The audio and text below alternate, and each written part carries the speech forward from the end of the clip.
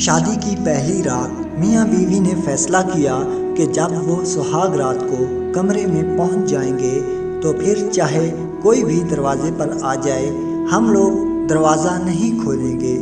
ابھی دلہے دلہن کو دروازہ بند کیے ہوئے تھوڑی ہی دیر ہوئی تھی کہ دلہے کے والدین کمرے کے باہر پہنچ گئے تاکہ اپنے بیٹے اور بہو کو نیک تمناؤں اور راحت بھری زندگی کی دعائیں دے سکیں۔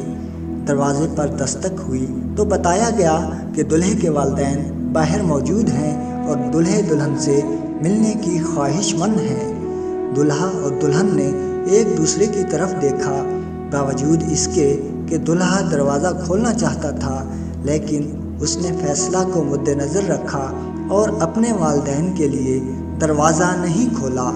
دلہے کے والدین کچھ دیر وہاں کھڑے رہے اور پھر مایوس واپس چلے گئے۔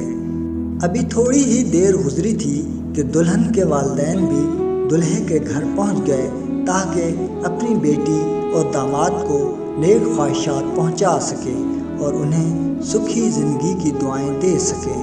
ایک بار پھر دروازے پر دستک ہوئی تو بتایا گیا کہ دلہن کے والدین باہر موجود ہیں اور دلہے دلہن سے ملنے کی خواہش مند ہیں۔ دلہے دلہن نے ایک بار پھر ایک دوسرے کو دیکھا اور اپنا فیصلہ ذہن میں تازہ کیا، باوجود اس کے کہ فیصلہ ہو چکا تھا کہ کسی کے لیے بھی دروازہ نہیں کھولا جائے گا، لیکن دلہن کی آنکھوں سے آنسو جاری ہوئے اور اس نے کہا کہ میں اپنے والدین کے ساتھ ایسا نہیں کر سکتی اور اٹھ کر دروازہ کھول دیا۔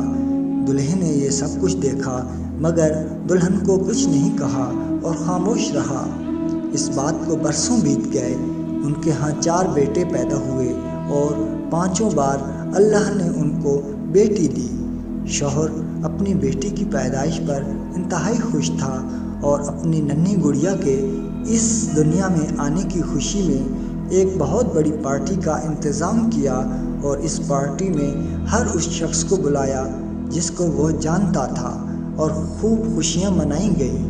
جب پارٹی ختم ہوئی اور مہمان اپنے اپنے گھروں کو واپس چلے گئے تو رات کو بیوی نے اپنے شوہر سے پوچھا کہ کیا وجہ ہے کہ آپ نے اتنے بڑے پارٹی کا انتظام کیا اور اتنی زیادہ خوشیاں منائیں، جبکہ اس سے پہلے ہمارے 4 بیٹے بھی ہیں جن کی پیدائش پر آپ نے اس قدر خوش ہوئے تھے اور کبھی اس طرح کی پارٹی کا انتظام بھی نہیں کیا تھا۔